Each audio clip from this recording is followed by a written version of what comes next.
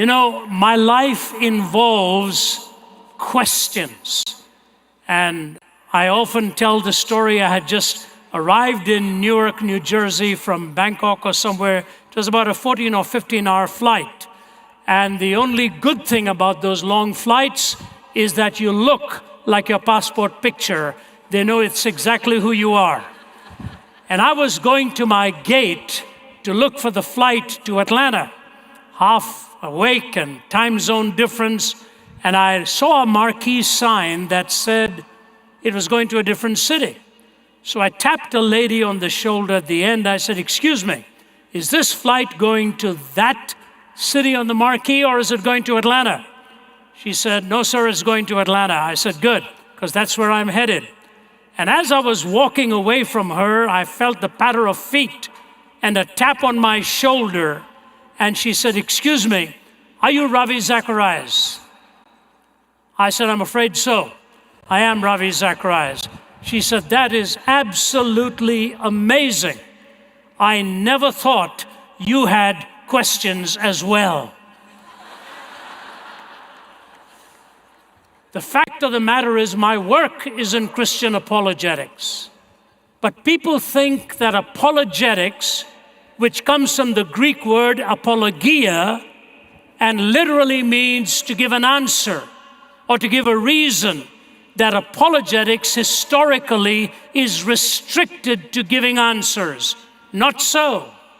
It also involves clarifying truth claims, to make the claims that you are asserting clear within the context of the listener's question. This story comes out of India. A guy was interviewing to get into an engineering institution. And as he was being interviewed, the interviewer looked at him and asked him this question: if you are sitting in a train compartment that is speeding along and it is extremely hot in there, what would you do? The guy said, "I'd open the window." So the interviewer said, "Good answer. Second question, if the window was 1.5 meters in dimension, 1 square meters, and the compartment is 12 cubic meters in dimension, and the train is moving at 80 kilometers an hour, and the wind is blowing at a certain speed in this direction, how long would it take for you to be comfortable in your compartment?" The guy says, "I don't know the answer to that." He said, "Then you don't qualify." Out. Guy left, and as he was walking out, the other students waiting said, "What was the question?" And he told them the question. So the next guy comes in, and the interviewer says to him, "If you are in a train compartment and it's speeding along and it's very hot, what would you do?" He said, "I'd take my jacket off." The interviewer said, "But after you take your jacket off, if it is still hot, what are you going to do?" He said, "I'll take my shirt off." He said, "But it's burning hot." He said, "I'd take my trousers off." So the interviewer says to him, "What if you're dying?" He said, "Even if I'm dying, I'm not going to open that window." You see, when you know what the questions are, and he knew what was coming next, the dimension of the window, the dimensions of the compartment, the speed of the wind, the velocity of the train, he didn't want to deal with that. And let me tell you something. The naturalistic framework in our time, and what do I mean by that? The philosophy of naturalism, which takes time plus matter plus chance, has brought you and me into being. There is no transcendent perspective. There are no absolutes as points of reference by which and for which we must live. They will give you all of this philosophy. They are unable to answer one of the most fundamental questions that emerges from that philosophy. And to you and me, actually, there are two basic questions that have to be answered if we are going to make coherent sense out of our lives, out of your living and mine. The first question is this: who is God? And of course, subsumed in that question is the assumption that God actually exists. So that's fine. You've got both of those wrapped up in there. But there is a second question that the naturalist has to answer. What does it mean to be human? What does it mean to be human? We talk of humanism. We talk of humanistic philosophies as if it's a monolithic sense in which you can answer that. Humanism itself comes from about 7 different philosophical perspectives, but we use the word human being, not human doing. So we have to answer, what does it mean to be human? You can't go the existential route and only define yourself by what you do. You have to go the essential route by defining who you are. Who you are ought to be the basis on which you behave the way you do. What you do results from your very being. David, over 3,000 years ago, writing as a poet, a psalmist, and a shepherd boy and a king, raised both of these 2 questions. One he implicitly answers, the second he explicitly questions. And I'm going to read for you from Psalm chapter 8. This is what he says in that psalm. O Lord, our Lord, how majestic is your name in all the earth. You have set your glory above the heavens. From the lips of children and infants, you have ordained praise because of your enemies, to silence the foe and the avenger. When I consider your heavens, the work of your fingers, the moon and the stars which you have set in place, what is man that you're mindful of him? The Son of Man that you care for him. You made him a little lower than the heavenly beings and crowned him with glory and honor.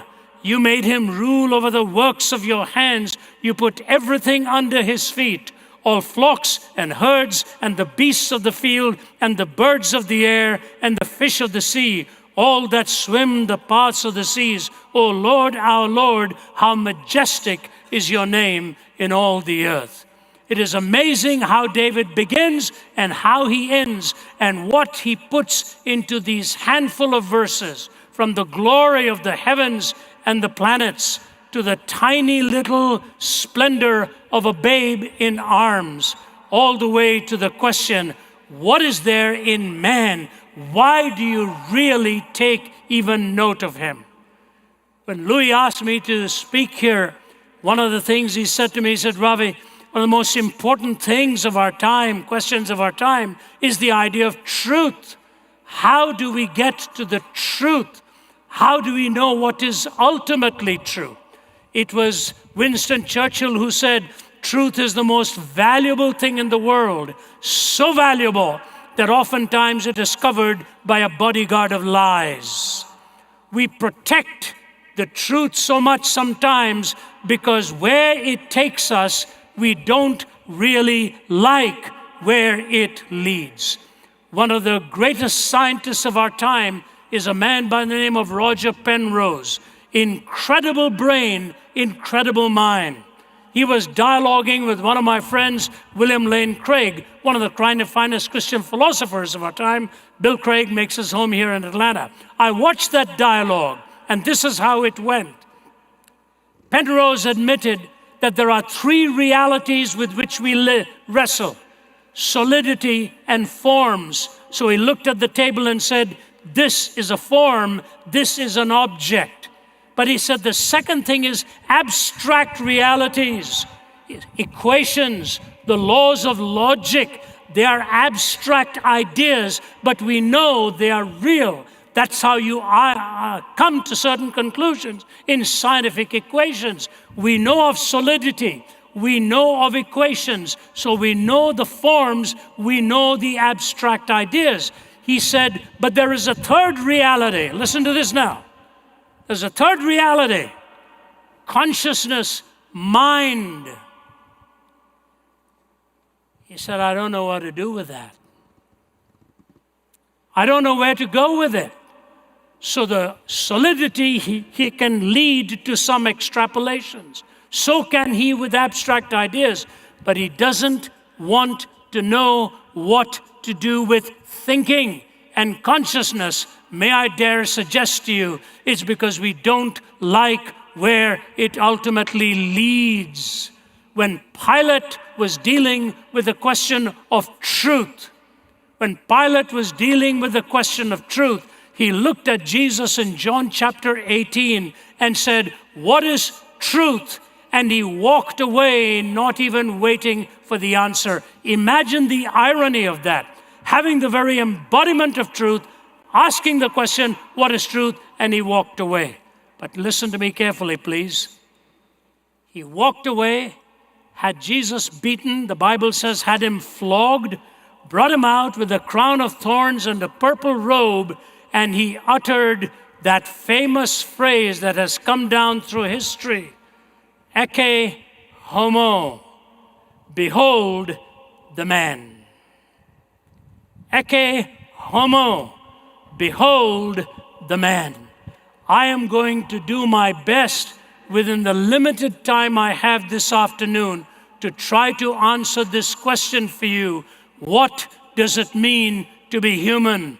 When we say ecce homo, and of course we are using it in the sense generically of men and women because of the humankind in which we both represent here. What does it mean to be human? The Christian is the only one who deals with this with the laws of logic and the conformity to truth in answering it.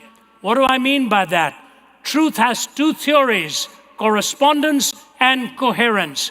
Every statement, if it is true, will correspond to reality as it is. And all of the statements put together in your answers must have coherence. They must cohere together. When you go to a court of law, the lawyer questioning you will look for these two areas. Do your answers conform to reality? Do all of your answers cohere together? May I suggest to you, the Judeo-Christian worldview is the only one that will give you answers that correspond to reality and coherently answer this question. What does it mean to be human? There are four basic categories that I wish to bring to you. Number one is the category of creation. We are not here by accident. We are here by divine purpose and divine pattern. We are here because of divine purpose and divine pattern. There's a very well-known scientist in Cambridge who's now retired, John Polkinghorne, one of the leading quantum physicists of his time. In his book, One World, I had the privilege of taking a couple of lectures from him many, many years ago, talking about the whole notion of the universe and its coming into being. And his book, One World, is actually a summary of those lectures that he gives. But here it is. He makes this comment. He said, do you know how exact this universe had to be in its fine-tuning in order to bring about the reality of humankind? The exactitude demanded, he said, is something like this. It's like taking aim at a 1 square inch object at the other end of the known universe, 20 billion light years away, and hitting it bullseye.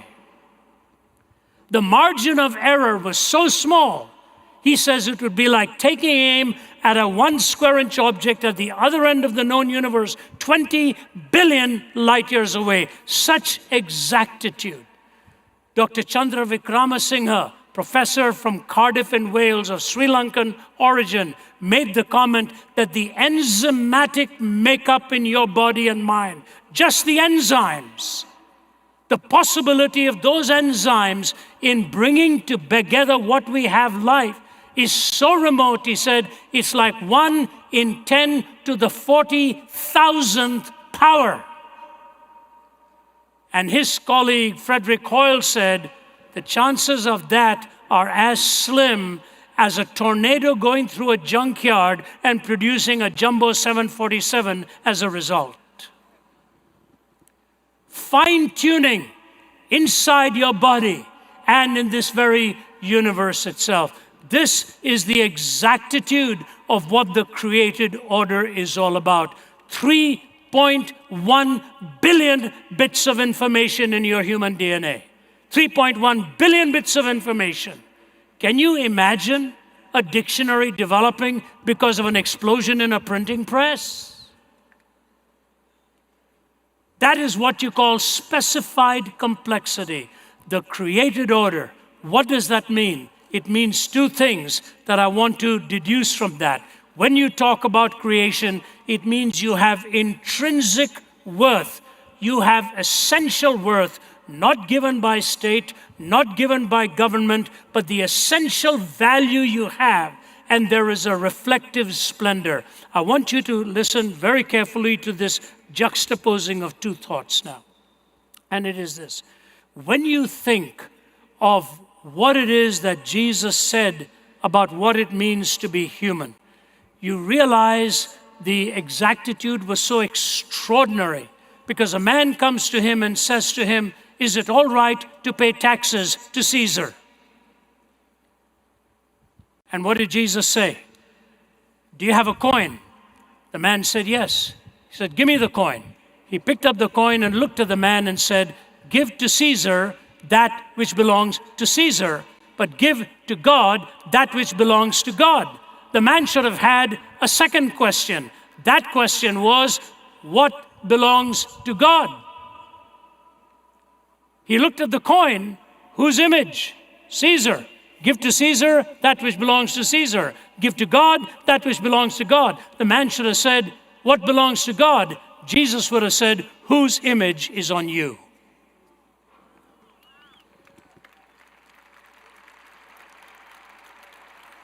That's the extraordinary reality that God gives value to you and to me. But I also want to remind you, while Moses gave 611 or 613 laws, Jesus reduced them to two: to love God and to love your neighbor as yourself. Because of the first, the second necessarily follows. Without the first, the second is with its feet firmly planted in midair. You love your neighbor as yourself because of the vertical dimension of loving God. But here's what I want to point out to you that's very critical. You are not lost in a sea of humanity. Your value is both general and particular. You have a particular value that is distinctively you. In the year 2006, there was a terrible accident just very close to the setting of Taylor University.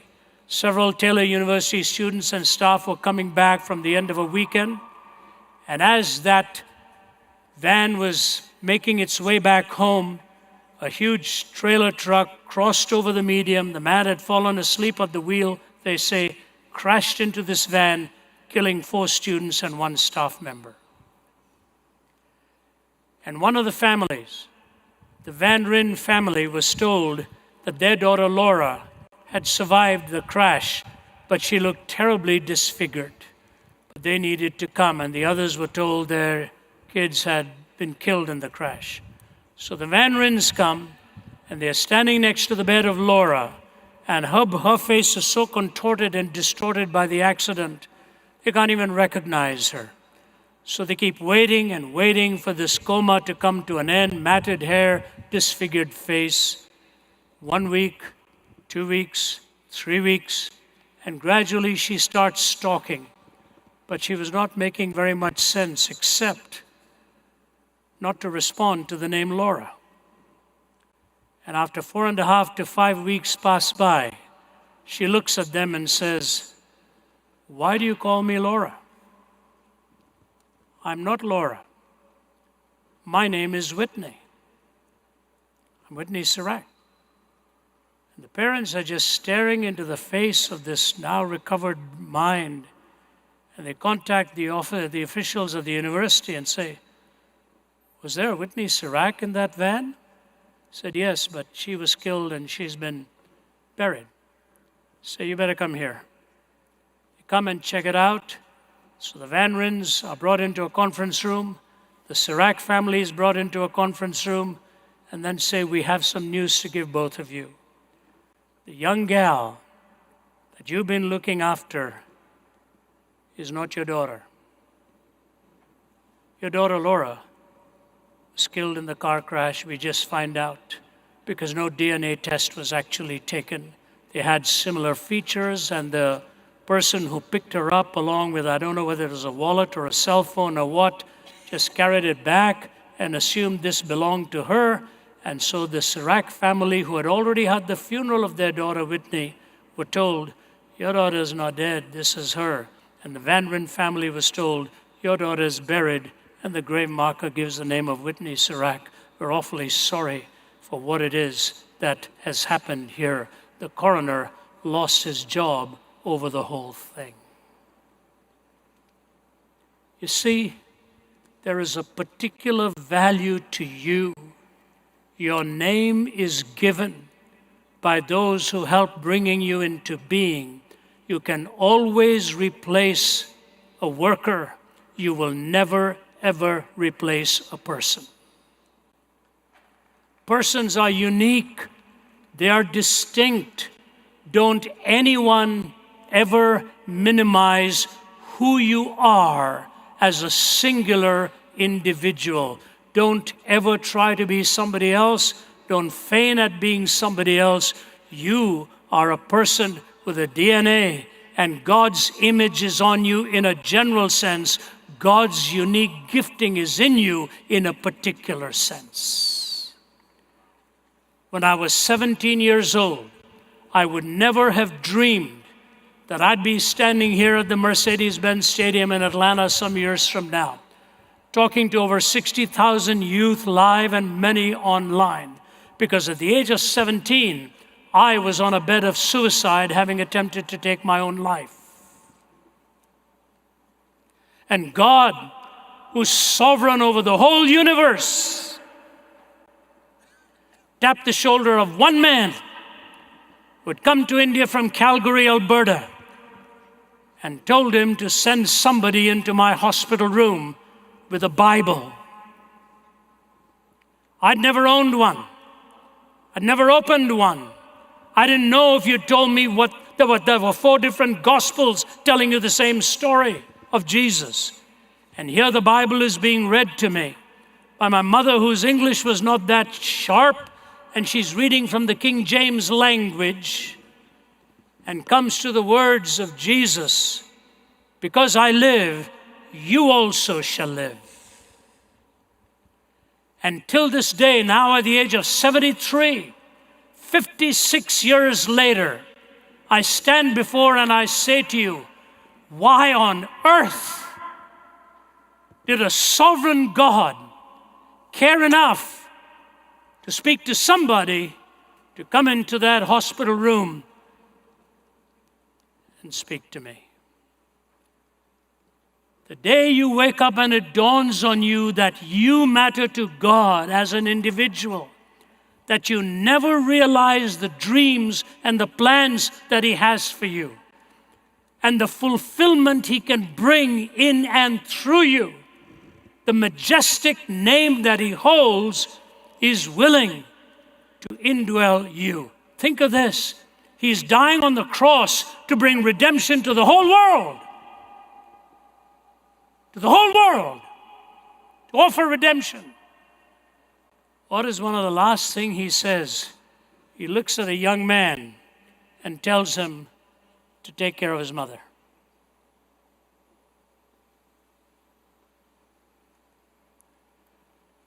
I have a little grandson, Jude, who's 8 years old. When he was about 5, his mother, Naomi, was a wee little tyke. They say in India, the hottest peppers are the smallest peppers. My little girl, she's really a packet of dynamite. And she was looking around for her car keys and couldn't find it. And she slaps her forehead and says, I must be losing my mind. And young 5-year-old Jude stands in front of her and says, Mommy, whatever you do, don't ever lose your heart, because I am in there. I sometimes think about the cross and shut my eyes and try to see the cruel nails, the crown of thorns, and Jesus crucified for me. But even could I see him die, I would but see a little part of that great love which like a fire is always burning in his heart.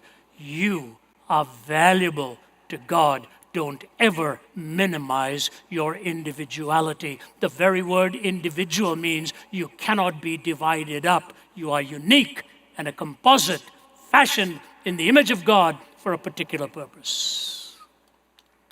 Creation.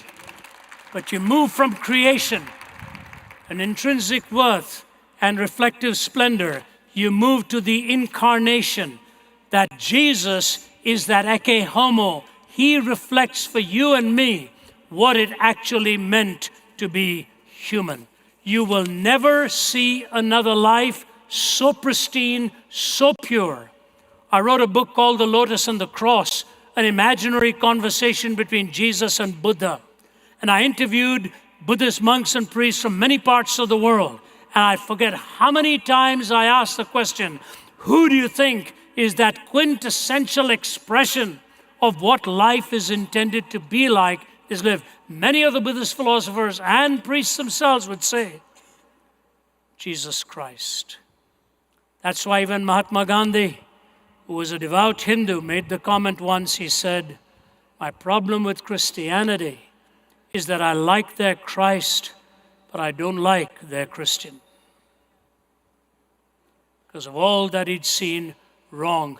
Young people, nobody can shine the light brighter in our times than people like you. And when we talk about the incarnation, pour your mind into the scriptures to study the person of Jesus so that you will reflect that splendor. Two things about the incarnation: the absoluteness of the moral law and the supremacy of love. The absoluteness of the moral law and the supremacy of love. What does that mean? The moral law has boundaries. There is no such thing as free love. Free love is a contradiction in two words. Love was never intended to be free. So we see the supremacy, the absoluteness of the moral law and the supremacy of love. A few days ago, I was speaking in Los Angeles, officiating at a wedding of a young man I've known from when he was a little boy. You know, it's very hard to stand in front of a young couple making those vows. It's very hard to look at a beautiful bride and not have the tears fill your eyes because some dad is trusting his precious daughter into the hands of a man who in many ways is still a stranger. And so I said to them, do you know what your vows actually mean? Do you know what those vows mean? And I looked at the young groom and I said, Joe, she is paying you the highest compliment in taking you at your word.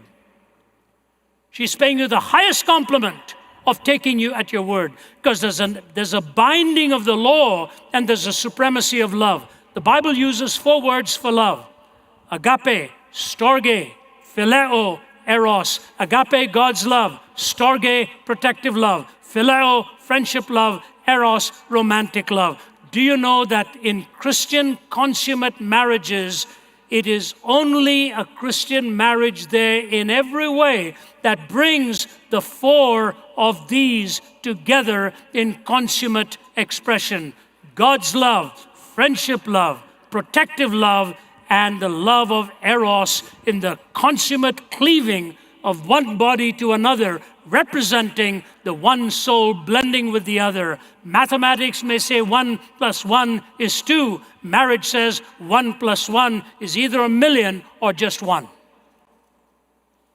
You found your love and it's worth 1,000,000, but in reality, you do not die to your distinctiveness, but you do die to your selfishness. And so to you young men and women, I want to say this to you: the world has lost the meaning of what it really intends for the word love to communicate. We think it boils down to songs. We think it boils down to phrases and romantic terminology. Let me say something to you. Some months ago, I was speaking at a conference, and I was talking in some other context, and I said, marriage is really commitment, you know.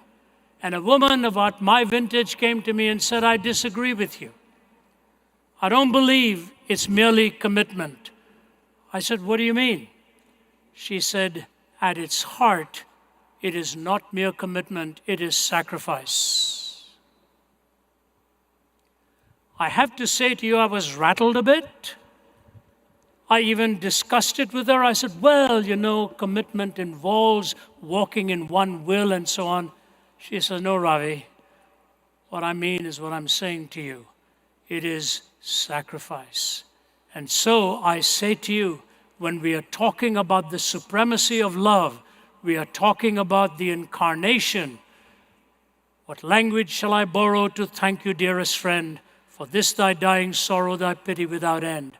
Oh, make me thine forever, and should I fainting be, Lord, let me never, never outlive my love for thee. On one occasion, speaking to the United Nations prayer breakfast, they asked me to speak on absolutes, a tough subject with many cultures in front of you, 18 minutes or so in which to do it and offend nobody. So I said, what are absolutes? We're looking for boundaries, points of reference. I said, there are 4 absolutes we look for: evil, justice, love, and forgiveness. Defining evil, defining justice, defining love, and knowing when we've blown it to be forgiven. I said, think of it. They're sitting, listening very carefully. What's this got to do with the gospel? Evil, justice, love, and forgiveness. I just trying to be kind to everybody. 5 minutes left. I said, I want to ask you a question.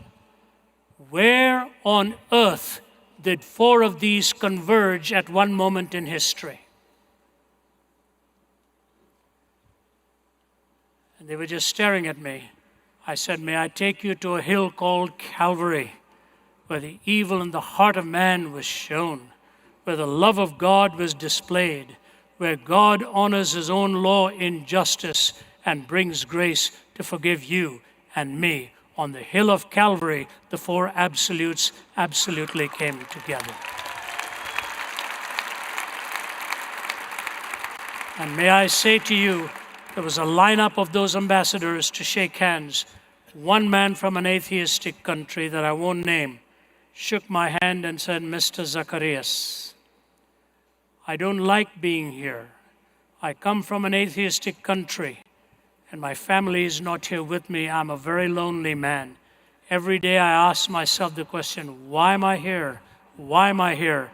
He said, today I found the answer. I came here to find God. I came here to find God. You may not know why you're here this afternoon or this weekend. You may be here with a friend. You may be here out of curiosity. You may be here that you really like some particular presenter or speaker or whatever.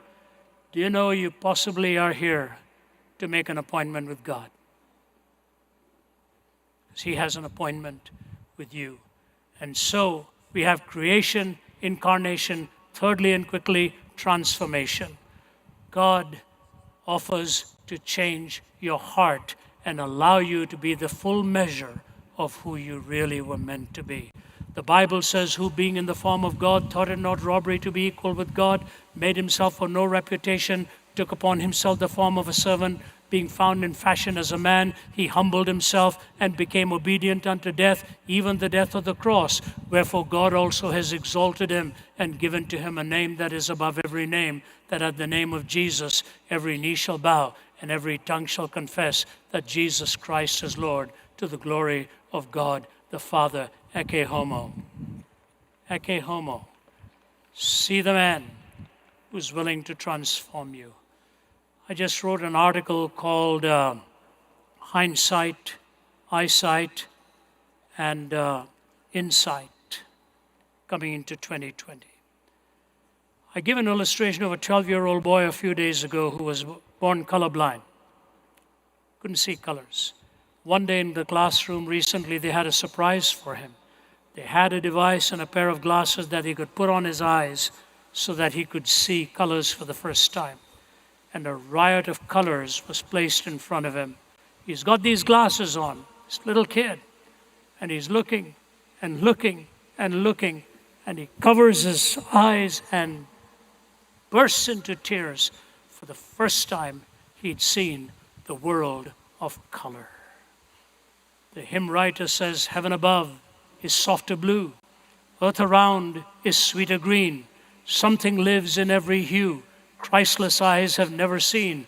Birds with gladder songs o'erflow, stars with deeper beauty shine. Since I know, as now I know, I am his and he is mine. My brother is a serious diabetic. He's a surgeon in Toronto. 2 weeks ago, they did a surgery on him, and he wrote to the family, I cannot tell you what it means to see colors again. I cannot tell you what it means to see colors again. It's a brilliant surgeon, had to give it up because of his failing eyesight, and went into pain management because the emotional toll of pain. The sight is back, the colors are back, he's driving again. He said, I cannot tell you what it means to have the sight of colors again.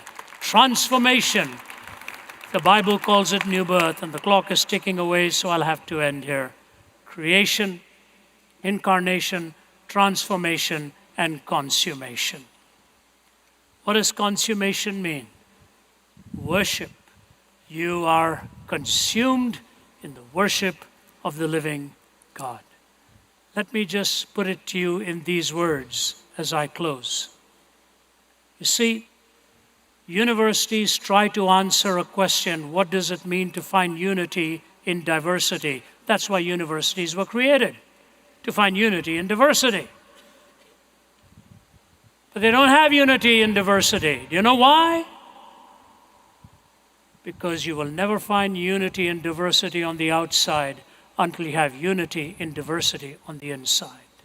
And that comes from worship, which Archbishop William Temple says is the submission of all of our nature to God. It's the quickening of conscience by His holiness, nourishment of mind by His truth, purifying of imagination by His beauty, opening of the heart to His love, and submission of will to His purpose. All this gathered up together is the greatest expression of which you are capable. God brings you that total consummate fulfillment by bringing together all of your proclivities and binding it together in the sacredness of your expression to God. That's why we sing. That's why we celebrate. That's why we listen to the word. That's why we give. That's why we speak. That's why we are here from so many different nations, all here for the same message. Ecce homo, behold the man, the word becoming flesh and dwelling among us, full of grace and truth. What does it mean to be human? You go from creation to the incarnation to transformation to consummation. Is there any other worldview that gives you this kind of an answer except in the Word becoming flesh and dwelling amongst us, full of grace and truth? His name is Jesus. He brings to you the real meaning of what it means to be human.